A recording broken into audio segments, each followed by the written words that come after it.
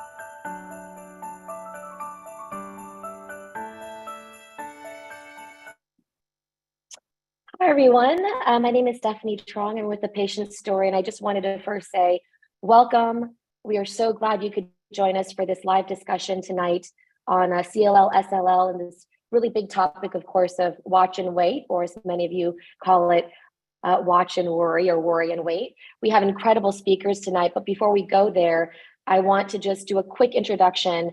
We're with The Patient Story, an organization that invests in that patient voice and the care partner voice. And we have hundreds of conversations and video stories up that really talk about people's experiences. And our goal is to make sure that we reach people and help them know, number one, that you are not alone.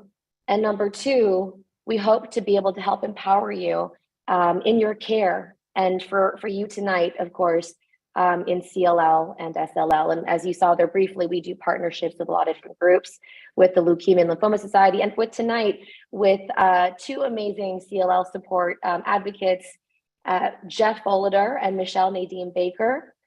I know that many of you are probably familiar with both of them, just incredible people. I'm so lucky to call now my friends. And so Michelle and Jeff would really love for you to introduce yourself to the crowd. And maybe Michelle, if you could kick it off for us. Thank you, Stephanie, and thank you for this opportunity for us to share information with our fellow CLL and SLL patients. I'm Michelle Nadine Baker, and I am a CLL patient, but I'm also a medical journalist and a really passionate CLL patient advocate, and just trying to really help all of us understand better just what CLL is and SLL, and also in everyday language. Jeff? So you stole my word. I wanted to use the word passionate. My name is Jeff Folliter, and I am a passionate patient advocate. And there's a reason for that. The reason is I am living an excellent life with CLL. And my goal, my mission is to make sure that others know it is possible to live a great life with CLL. A little bit about me. I love fast red cars. I love expensive whiskey. And I love sharing stories and learning about this ugly journey of cancer that I'm dealing with and helping people figure out better ways to deal with it. So there. I think we have a patient joining us too, and I'm excited about this. Catherine, you're on deck. Hi, everyone. My name is Catherine Ferguson. I live just outside of Boston. I'm a retired college professor. I'm a vet tech, and I work in surgery. And I'm also a CLL thriver. Not only surviving, but thriving. Outstanding. For 10 years. That's fabulous, Catherine. Wonderful. Thank you to the three of you for representing that CLL patient voice for us tonight. Really excited to get the discussion going.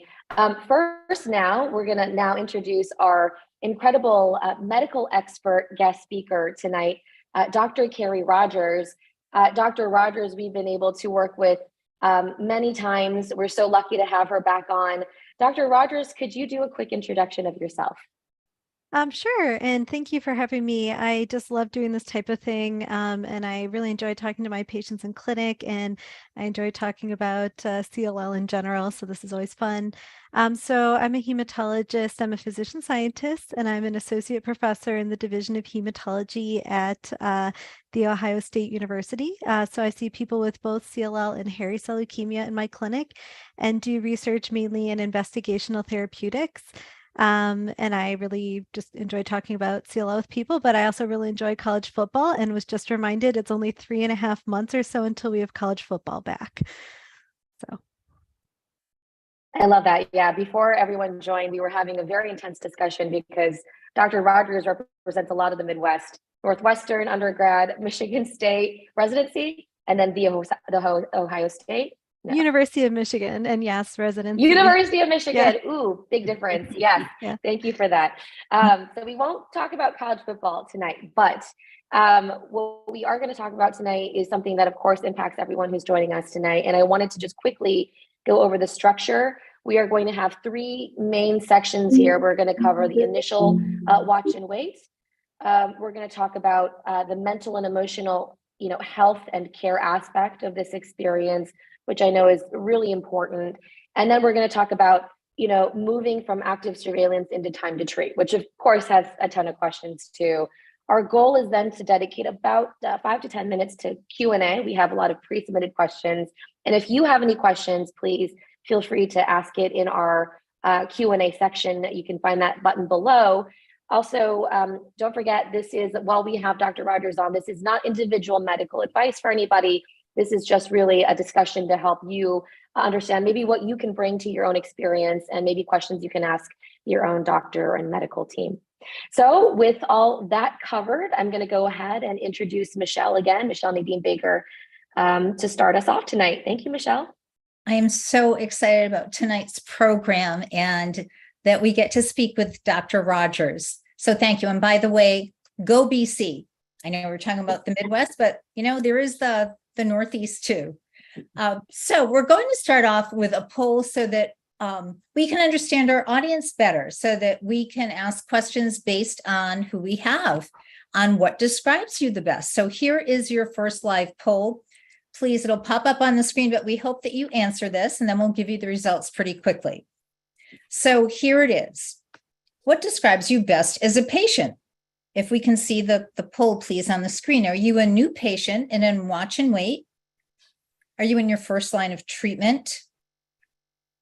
Meaning you either went straight into treatment or you've been through watch and wait and it's your frontline treatment. Have you been in multiple watch and wait? That's where I am. I was in watch and wait. I went through my frontline treatment. I went through watch and wait again, and now I'm in treatment again. So that's the one that I would check off. Multiple lines of treatment. Have you had multiple lines of treatment?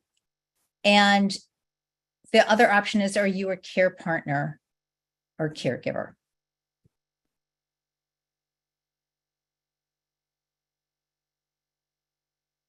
So let's see what we get here on our answers for this. And we will jump right back in with our questions for the doctor. So while you're all answering that, Dr. Rogers, if you could come back with me. And let's talk about watch and wait. But actually, I'll share with you all while we're waiting for this about my own CLL journey with my watch and wait in the beginning. So probably like the majority of you, I was pretty surprised when I was diagnosed with CLL and thrown into something called watch and wait, which made absolutely no sense to me. It was pretty illogical. The doctor said to me, he walked in, I had no clue there was anything wrong with me. And he said, you have the C word, but it's the best you can have. Doesn't that kill you when they say that? So, nothing made sense to me that how anything with cancer could be the best. And then he told me that he'd see me in 4 months and then I'd be fine. So all of this was pretty illogical to me, having to grasp all of this at once and understand. And I know I've heard from a lot of you that you've gone through similar things. But during this time of watch and wait, what I did is I got a second opinion, and then I started what I guess you would call front loading information.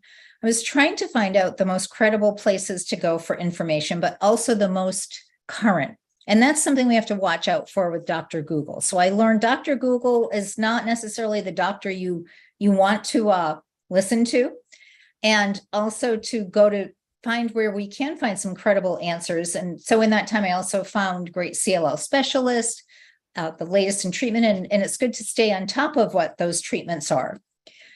So I made sure that I took a lot of stress out of my life, which my job was a 24/7 job. And when I tell you that, that's not an exaggeration. I slept 2 to 4 hours a night. Dr. Arges, can you believe this, for years? Because that was my job. It was a global job. You probably do the same. And it's just that, I was just like, I think I need to get a little healthier. So I upped my game on working out and on eating healthy. And I started doing yoga and meditating and trying to do everything I could to be the healthiest I could be for when it was time to start treatment. And treatment didn't happen for some years. So, let's get to the poll results, and then we'll talk about watch and wait. So which best describes you? We've heard from our audience, and 69%, wow, the majority are new patients. I'm so happy you're with us tonight. This will be really great for you to be part of. We have 7% in their first line of treatment, 6% about the same, multiple watch and wait, multiple lines of treatment, 4% care partner, caregiver, 4%, and other 11%. And maybe since we have so many new patients, maybe some people aren't really sure where they fall within this. But by the end of this program, we're hoping that you will know. So, Dr. Rogers, when we're diagnosed, we really think we're supposed to be treated right away and aggressively. So, first of all, why doesn't that happen for the majority? Oh, yeah. So, and it is the majority of people diagnosed with CLL won't need treatment right away. And in fact, with people getting routine blood work now, so often the most common way to be diagnosed is getting a blood test and then finding out you have CLL without any symptoms. And I agree, it is very confusing for people when you're told you have a cancer. And most of the things you hear about all forms of cancer is that you have to treat it, catch it early, and be aggressive with treatment. And that's not really the scheme in CLL. So the reason for that is that we know that treating it earlier doesn't help people live any longer or any better. So way back when we used to use chemotherapy to treat CLL, there was more than one randomized study where they took people who were recently diagnosed with CLL that did not have any of the traditional reasons to treat it, like symptomatic lymph nodes or blood counts that were abnormal enough to need treatment. So they took people who were, asymptomatic or minimally symptomatic with no like issues that required treatment and randomized them to either be observed and then get treatment when they needed it, or to get treatment right away with chemotherapy. And there was more than one study, and this is again back when chemotherapy was the thing we used. And actually, there was no difference in overall survival, which is how long people were living between the two groups. So people treated immediately and people treated people treated when they needed it or people treated immediately had the same survival. So we know it doesn't help you live longer. And actually, it looked like there was a slight trend towards shorter survival in people treated immediately because chemotherapy is not overly good for people and they got chemotherapy they didn't need yet. So the way I like to view it is CLL is not something that we can currently cure with conventional treatments. We expect people to live a very long and rich lifespan with it. And so, given that, why expose someone to side effects from treatment earlier? Because the sooner you take it, the sooner you get side effects from treatment. And why expose like the CLL cells earlier to agents they could become resistant to, shortening the amount of someone's lifespan where they might be expected to have their CLL controlled by targeted agents? So if you think about it, there's a couple reasons not to do early treatment because of side effects and risk of resistance to the treatment. And we know it doesn't help people live any longer.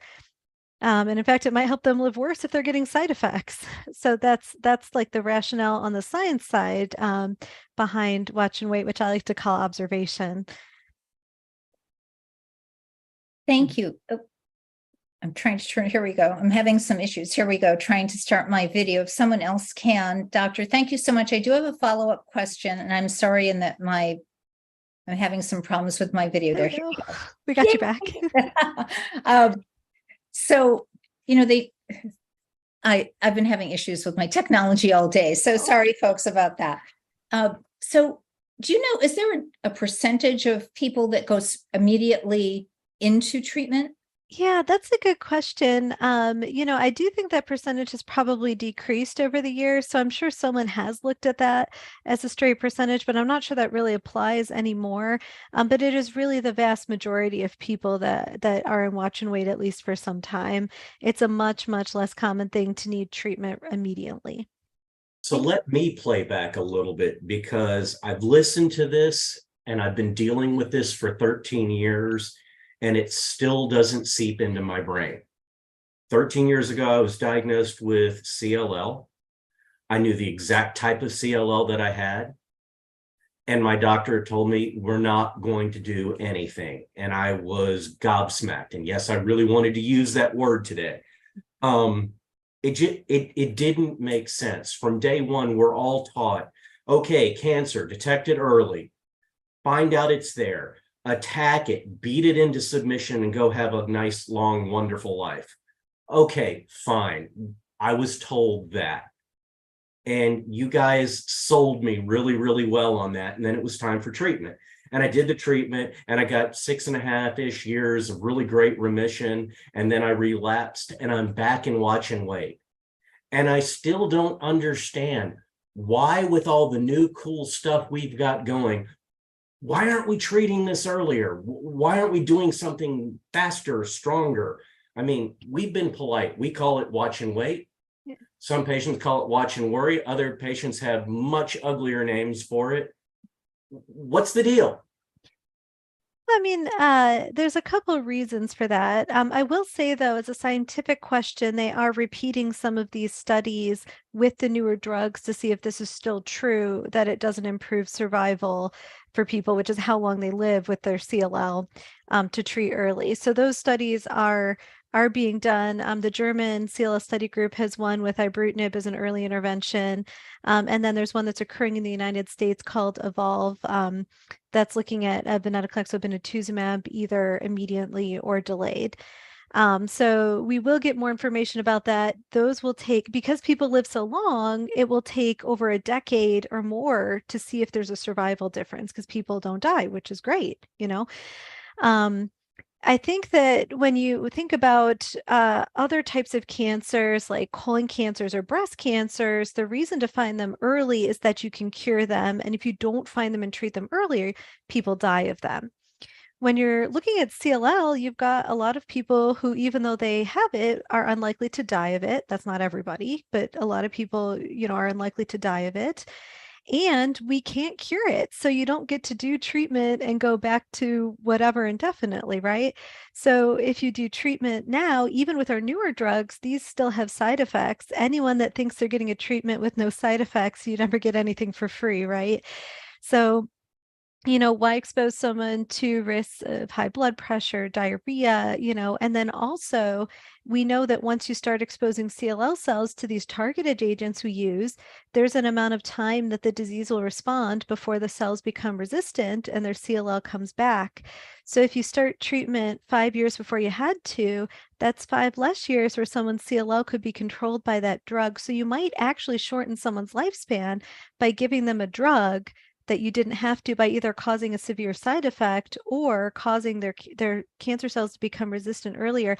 And those schemes for like screening, treat early, and I get asked this all the time, but what if my cancer has spread? What if the CLL has spread? How will I know if it's spread? And I'm like, okay, this is really hard because it's a blood cancer, right? So it goes everywhere the blood goes. And they're like, well, that's everywhere. And I was like, I know. And it's so upsetting to think that. Like, I can just see how upset people are by this idea.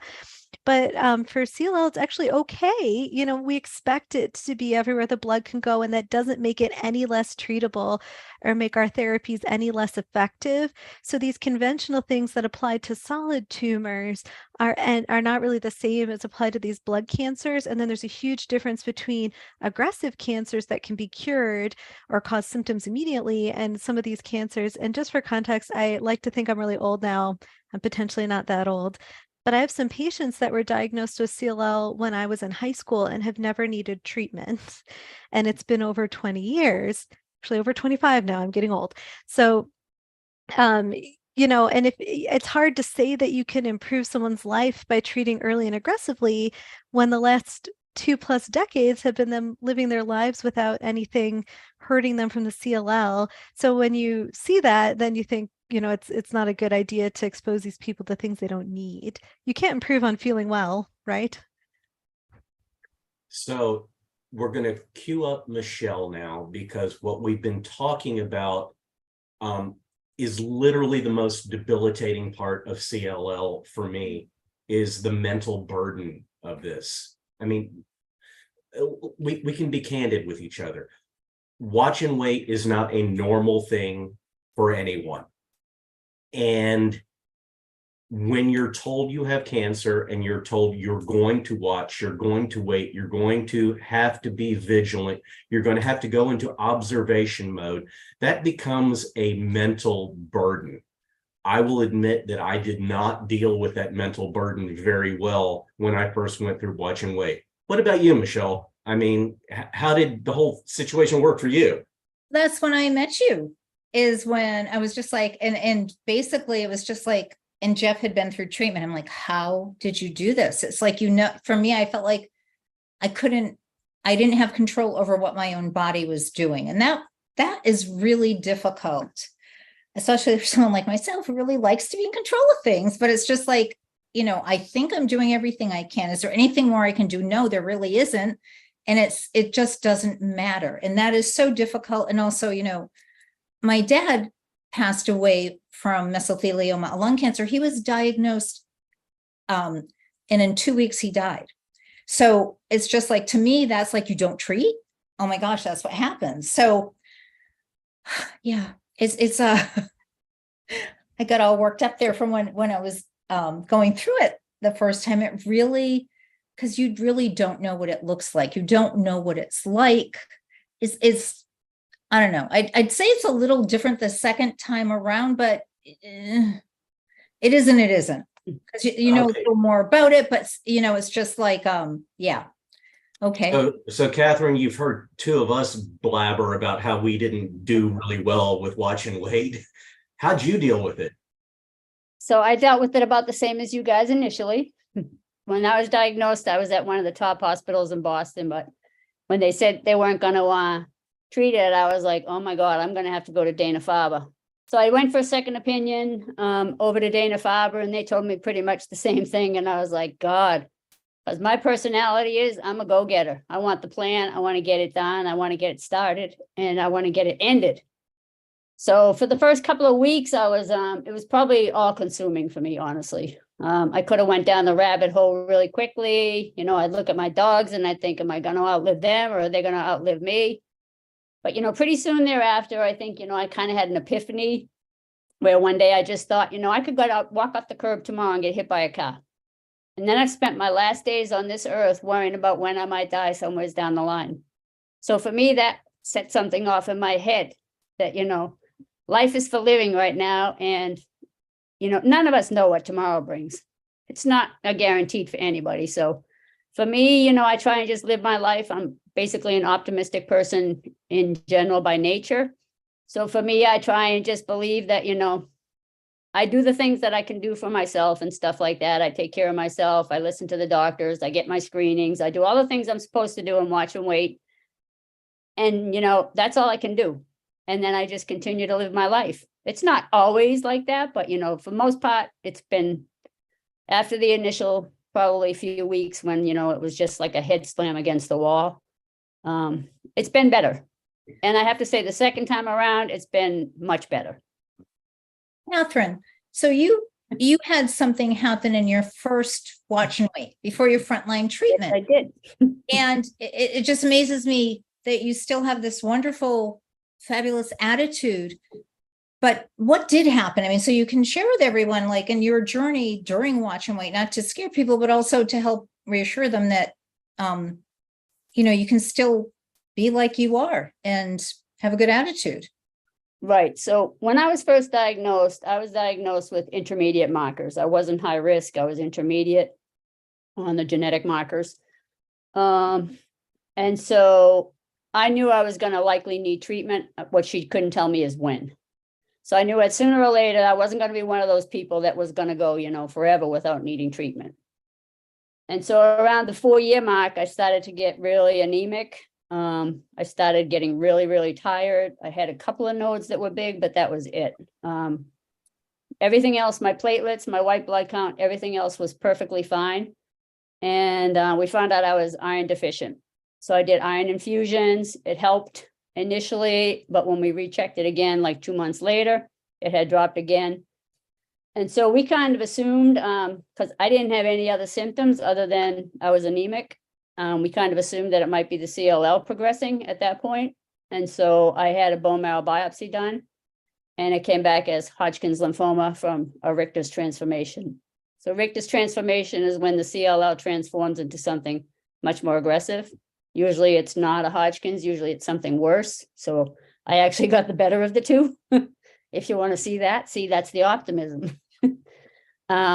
So I had to do a regular 6 months of chemo every other week, high dose chemos. And for me, I've been in remission since I finished that chemo, and that was 5 years ago. I have never had any more issues with the Hodgkin's or the Richters. You have been through an awful lot. And, I'm sorry, I'm listening to your voice and I'm thinking, yeah, that's got to be East Texas, right? It is. I don't know. It's a little north. We're at a point where I'm supposed to give some pro tips about how guys deal with watch and wait, and we're going to go straight to a poll that Stephanie's going to introduce in just a second. I'm going to give you a sliver of the pro tip because it's part of dealing with this whole mental health aspect that we're going to kind of be focusing on a bit here. Guys, Michelle talked about it. She talked about being in control. Guys, you all try to be type A and you try to always be in control.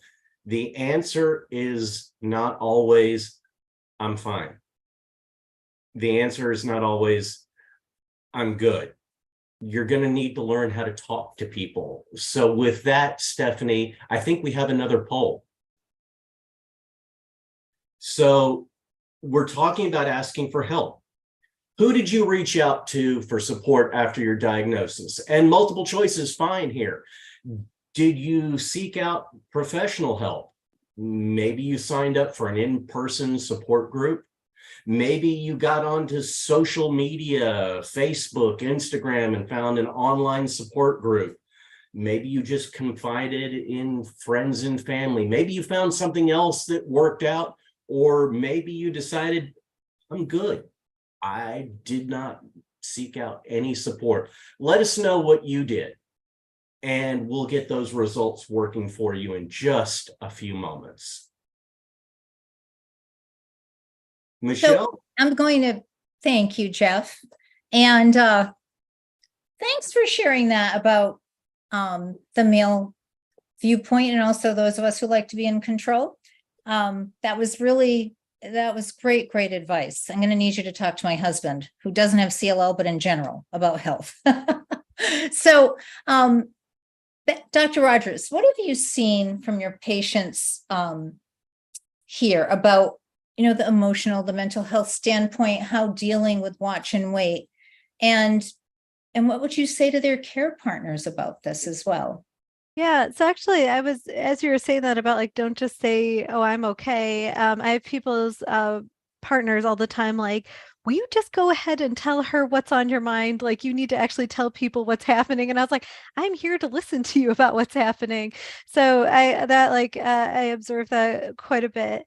I always think, especially because we get so many people now diagnosed at a time when they have no symptoms, their, blood tests are abnormal, they get diagnosed with CLL, they don't need treatment, and they had no symptoms and say they felt perfectly fine and had no idea something was wrong until this happened. For this group of people, sometimes I think the hardest aspect of having CLL is knowing that they have it.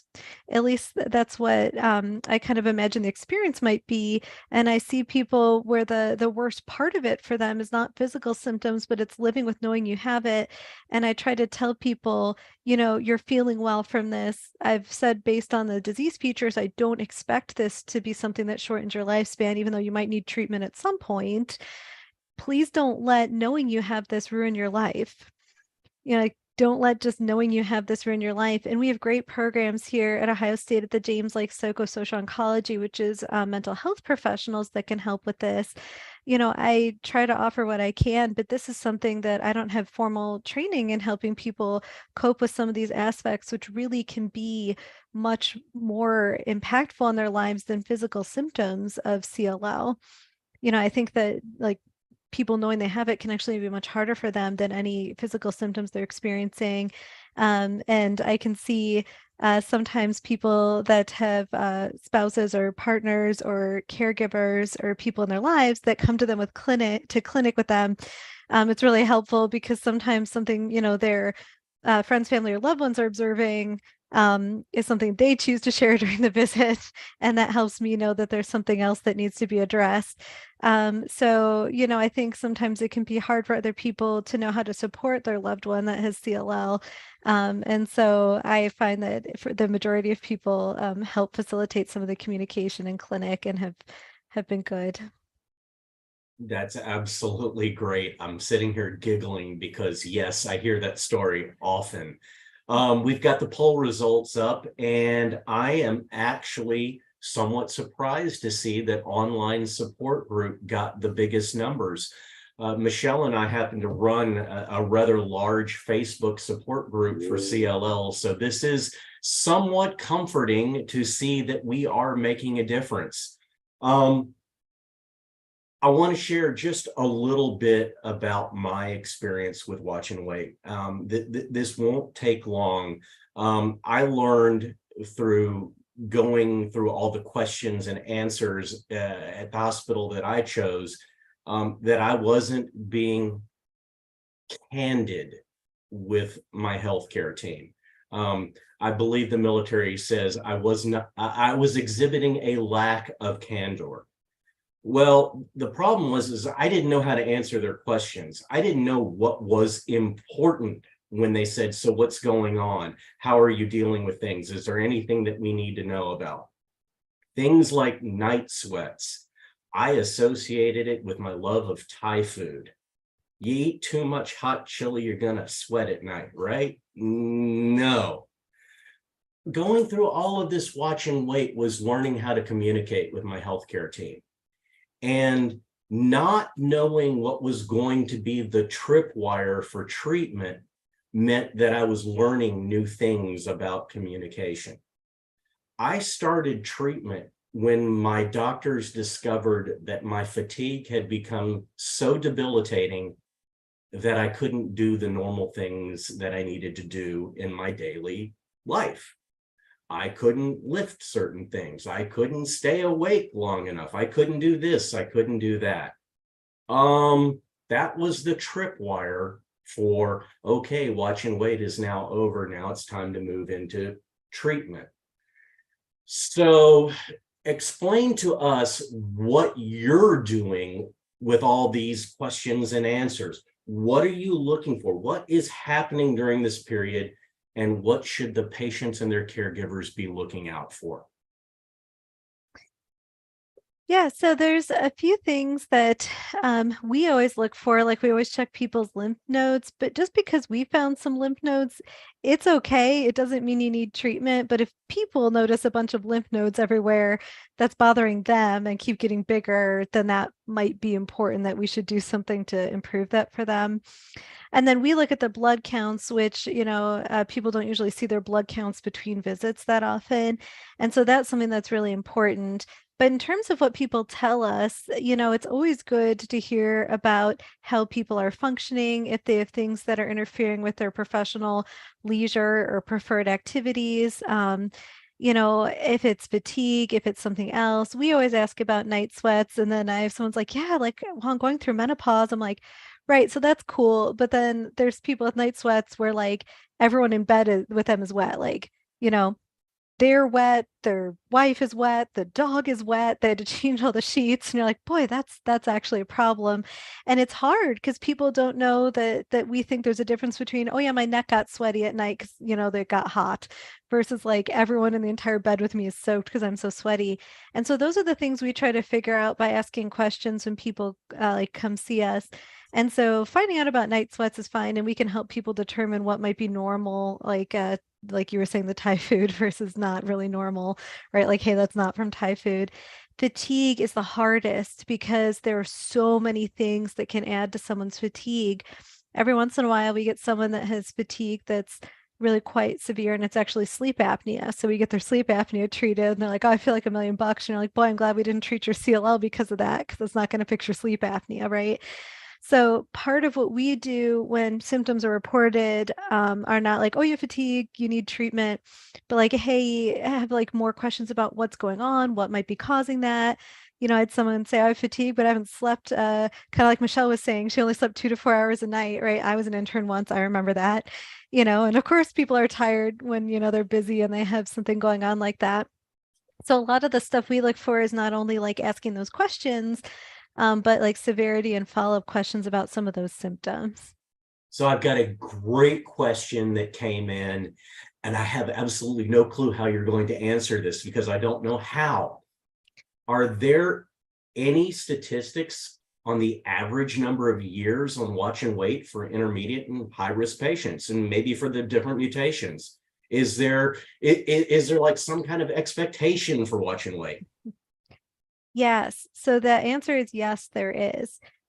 So, this has been done in more than one study where they've looked at time from diagnosis to first treatment.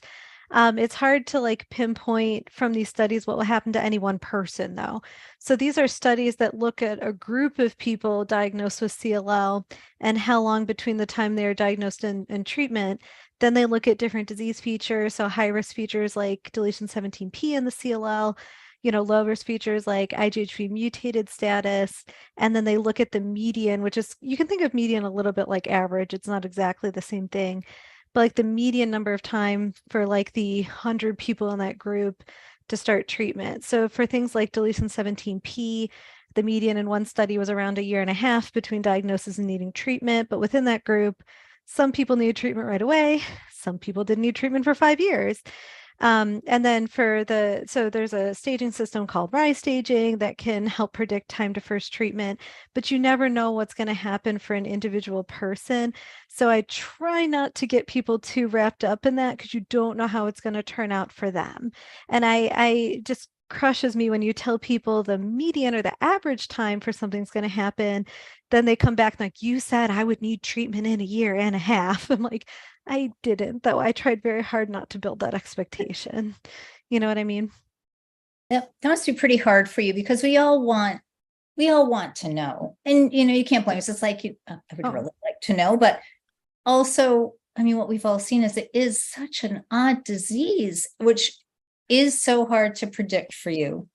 Oh, and don't get me wrong, I'd love to tell you. So I would love to sit down and say like, okay, we do these blood tests. It's going to be, 17 months, 2 days and 6 hours until we're going to treat you. I can't do that though, right? Like I would love to be able to tell people. Hold on, I'm making notes. Okay, Yeah. good, fine, I'll take that. They told me between 2 and 10 years. There you go. Whoa. That's probably true though.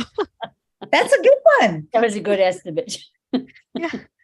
Oh. Wow. And how many was it for your CLL treatment, Catherine? 8 years. But I developed the higher risk, as we went along through the years. Oh yeah, but they got it between 2 and 10 I picked years up the though, right? 17P. I picked up the TP53. I picked up a few others. So Not waiting. we have an audience question, which we get so excited about. Dr. Rogers, what activities can we do while we're in watch and wait? I'm going to go with all of them that are recommended for people. So, Pretty good. yeah. So people ask me this all the time. Can I do this? Can I do that? Can I do the other thing? I'm like, yeah, do all of it. And then they're like, can I do something crazy that really nobody should be doing? I'm like, no, don't do that. Like that, So I'm trying to think of like things people shouldn't do. Like kind of like people ask me, can I drink beer? Because I have CLL. I like drinking beer and watching football. I'm like, me too. That's like the best. And they're like, I want to drink like 1 beer watching football. I'm like, okay. And like sometimes I like to drink 2 beers while watching football. I'm like, yeah, that's fine. Really just don't get drunk every day. And that's not because of the CLL. That's just general advice. So if you think of someone with CLL, people in observation do live with a higher risk of infection and other forms of cancer. So I do think the COVID-19 pandemic was much more limiting for people with CLL in observation than for the rest of the public. So there are a few things like that. But aside from going somewhere where you can't access medical care if you're about to need treatment, or like some really dangerous activities that's not recommended for anybody, I tell people to just go ahead, enjoy their lives, and do whatever they want to do. Okay, I'm liking this. I'm trying to think of something to throw you on this, but we'll just move forward because we have so many audience questions we have to get to. So we have a question asking if there's anything you can do to prolong. So here we're saying we hate watch and wait, right? But is there anything you can do to prolong your watch and wait? Because I know personally, once I was in it and I was told it was time to treatment, I'm like, wait, what happened to watch and wait? So is there anything we can do to prolong it and to keep our CLL or SLL from progressing? Not that I'm aware of. So there's a couple things, right? There's things like there's a study with green tea extract tablets, like high dose, that can lower the white count. But I don't know that there's any data that really help people live longer or really prolonged watch and wait. It's probably like a mild treatment, right? So it's like doing a natural treatment instead of like a pharmaceutical treatment. There's things that I'm sure help people in general, like you were saying you did some things to like make sure you're fit and rested and, eating healthier. So those things can make people feel better and be better with their overall health, but I don't know of anything people can do specifically to increase the amount of time before they need treatment. So what does the green tea do then? I mean, because this is something that it's, I don't know if there was a study, as you said, and it was like an urban myth for a while, and then the study appeared. How much is it that you really, do you even know how much it is you would take and what does it do then? Well, also, I'm just laughing because everyone asked me about this, and I actually strongly dislike the flavor of green tea. I don't have CLL, so it's not an issue, but people are like, you get in these arguments in clinic where it's like, my wife wants me to drink green tea for my CLL. I'm like, do you like it? And he's like, I hate it. It's like the worst thing I've ever had in my life. I'm like, okay. So, I think some of these things too, you got to be careful because the burden of doing it it can be a lot. And when people start doing supplements that really don't have a certain medical benefit, and I will point out supplements are not regulated by the FDA, so you have no idea what you're buying. You can spend a lot of money and get side effects from supplements that might not actually help you at all and likely won't.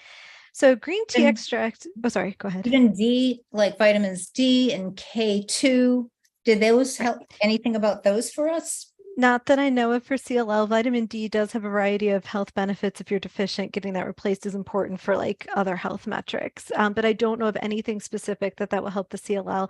Vitamin D you can find good supplements for. But again, these aren't regulated, so it's helpful to go on the internet and look at some of the companies that rate quality of supplements before you buy them.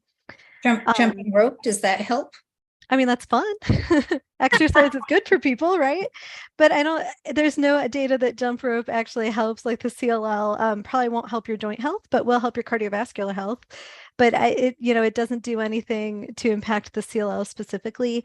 So the green tea, it was an extract used in that study. You'd have to drink more than one can physically drink in a day to get the same benefit if you're going to drink the tea. So if someone wants to try that, I strongly recommend finding a high quality green tea supplement because it's just physically not possible to drink that much green tea in a day.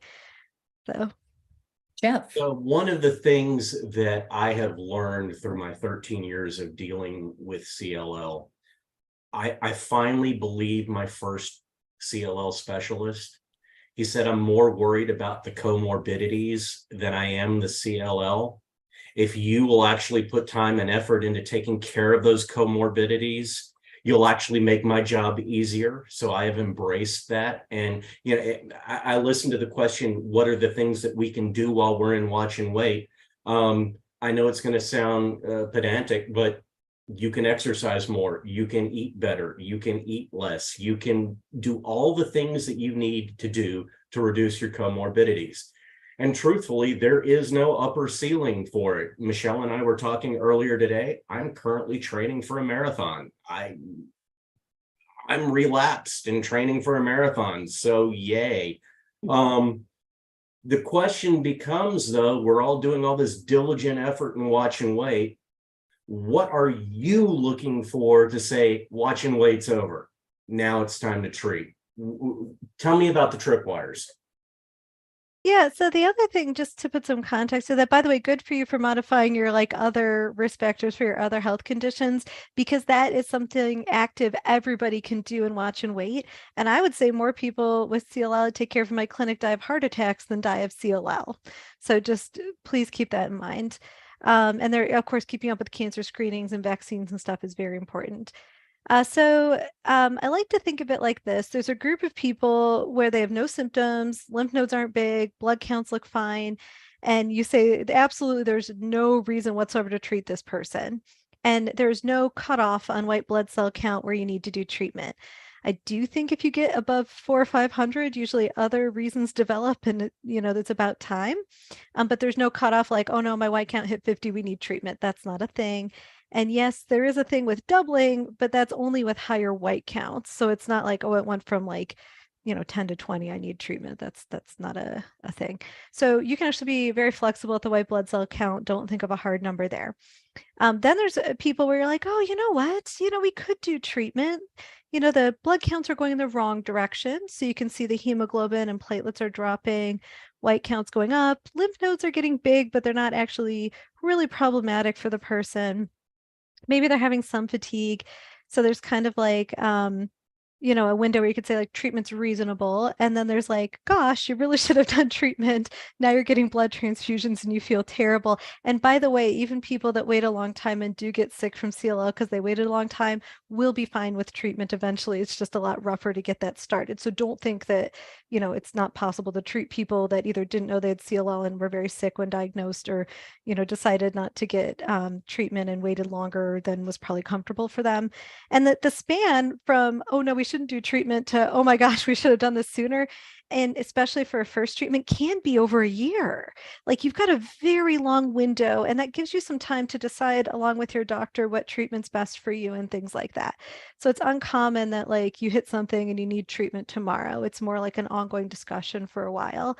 But the things I see that I notice sometimes are like, oh, the white count's shooting up pretty fast, along with the hemoglobin and platelets kind of dropping. Or every time people come back, there's more lymph nodes and they're losing some weight.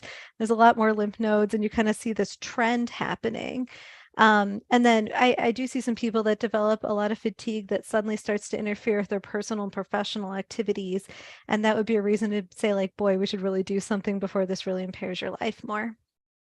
So if I think I heard you correctly, this is not really any single test result. This is more of like a general trend of a bunch of different things that you're looking at. There's no one aha moment for you, right? Absolutely true. So is there anything else that the patients and their caregivers should be keeping their eyes on? I mean, obviously, to me at least, they need to be 100% candid with you and let you know what's going on. But is there anything else that you can offer? Hey, you need to keep an eye on this. So every once in a while, I have a patient who develops a significant health concern that they think is like in another area, like severe diarrhea or like chest pain, and that's not addressed by going to like their cardiologist or something else. So when people develop health concerns, weird symptoms, and not like, oh, my toe is itchy one day and then it's not the next day, that's fine. That happens to everybody.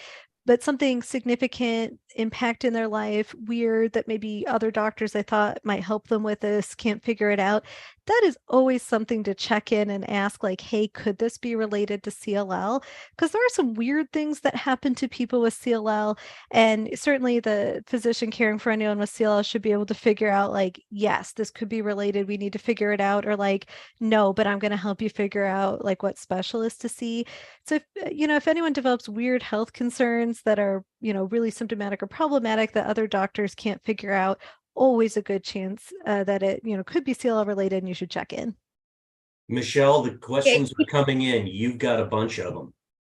Yes. And so Dr. Rogers, they're actually all for her. So I keep hearing, this is a question from the audience. I keep hearing that CLL increases risks of other cancers. Is this true? And what are the top secondary cancers? Yes, it is true. So CLL is a cancer of immune system cells called B lymphocytes. So it changes the way the immune system works because the CLL cells are there. By the way, treatment to reduce the CLL cells doesn't fix this, only makes the problem worse. So your immune system is what protects you from other cancers by killing abnormal cells that your body forms as it makes new cells over time. So cancer screening is important. The top ones we see are actually skin cancers.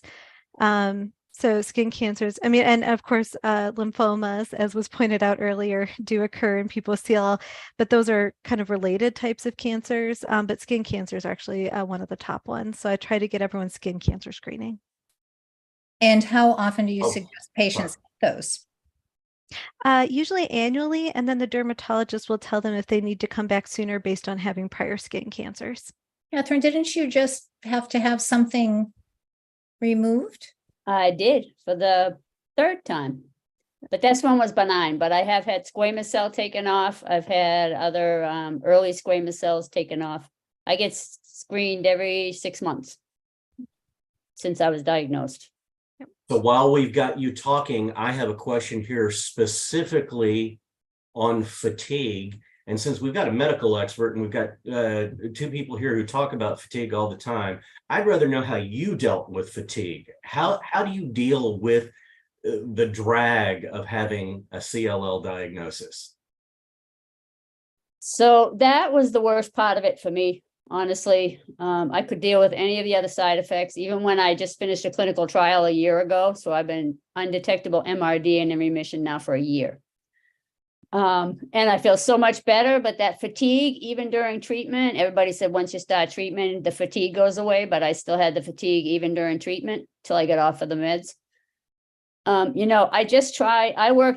work out a lot. and I went to the gym every day, and I tried to just keep up my routines. I'm generally an active person anyhow, so I try not to give into it. But, you know, for a time period there, I would fall asleep while I was working on the computer with my hand on the mouse, and my wife would look over and say, Kathy, and then I just wake up and I'd keep on moving again, like I didn't do anything, but I didn't decide I was going to take a nap. I would just fall asleep. It's just really hard. That's like the worst of it, but it's so vague. So what we have started here is conversations about CLL. Michelle and I both absolutely wanted to tackle this whole watch and wait fiasco first, because it is a fiasco. And I think we've offered some really great information here for people who are newly diagnosed, and maybe some people who have been doing this for a while. It's still a pain in the neck. Even when your lymph nodes aren't giant in your neck, it's a pain in the neck. And watch and wait is a state of mind that is not easy to wrap your brain around. We have a whole lot more CLL conversations that we're going to deal with. We want to give you just a taste of what some of those future conversations are going to be. And that starts with a question for you, Dr. Rogers. Talk briefly about some of the brand new treatments that are available for CLL and how they differ from the traditional treatments. Yeah. So I like to say that the decades, like about a decade and a half before this, kind of chemotherapy or chemoimmunotherapy, which is chemotherapy with an antibody, was perfected, highly successful, works real well. But the last decade and a half have been all about targeted agents. So we actually no longer use chemotherapy to treat CLL. We do use it to treat other lymphomas successfully. But the whole name of the game is oral targeted agents. And these are drugs that interfere with proteins in the CLL cells that make them behave like cancer cells. The two main classes of drugs are something called BTK inhibitors and venetoclax, and they are extremely successful with virtually everyone achieving a remission. And, you know, just work very well. And the field is currently looking at newer generation agents of these, different dosing schemes or different combinations to try to make treatment more effective, but also easier to do for people and to have fewer side effects. That sounds great. And I'm going to do the playback thing again. I think what I heard you say is there's a distinct possibility that when it's time for my next treatment, you won't be sticking needles in my arm. Fair? That's fair. Okay, Michelle, you've got one, and it's literally my favorite topic, because we answer this question about 1 million times every week on CLL Support Group. We do as much as I would love to prolong thinking about no more needles. I know that time is not today for me, but so how important, you're a CLL specialist, Dr. Rogers, and you have colleagues who are CLL specialists, but how important is it to see a CLL specialist? And is this something you need to do right away as soon as you're diagnosed? It's actually an individual decision. There are some reasons that people actually definitely need to see a CLL specialist. One is just if things aren't going well, right? So not responding to treatment, developing side effects, not being offered, acceptable options from your, general hematologist, oncologist, things aren't going well, always see an expert. Some other good times are planning a treatment, any treatment, because usually the CLL specialist will be able to have a good and hopefully more detailed discussion about treatment options, or even offer participation in a clinical trial, which has a lot of advantages.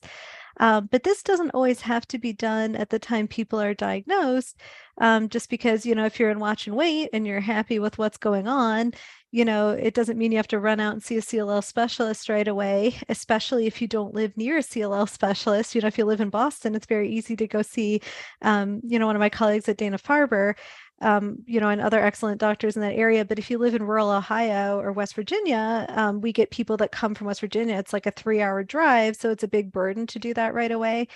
And then I guess at diagnosis, one of the main reasons to see a CLL specialist is to get questions answered and to learn about CLL, which I think benefits all people. Most people do want to learn more about it, but there's a group of people that cope by putting CLL from their mind, and they can certainly delay seeing a CLL specialist until there's a reason, like needing treatment. Outstanding. So Catherine, I've loved having you here because I love getting the extra patient perspective. I want to hear more of those voices in these conversations. So I really want to thank you from the bottom of my heart for interfering with your cocktail hour so that you could spend time with us. It's the pets hour, no cocktails. I got it. Yes. Stephanie, you're up. Thank you for inviting me. So Catherine, thank you so much. It's Thanks, been Michelle. been a delight having you with us. Thanks. What an incredible panel. The four of you have made it such a rich conversation, and thank you so much for doing that. So we are going to have more programs. We're going to have, and Jeff and Michelle's co-hosts. So when you all sign off and click the X on the Zoom box, there's going to be a survey link for the post-event program to make sure that we understand how we can make this better for you. And there will be an opportunity for you to give feedback on everything. So please fill that out for us so that we can make sure to continue to improve these programs for all of you.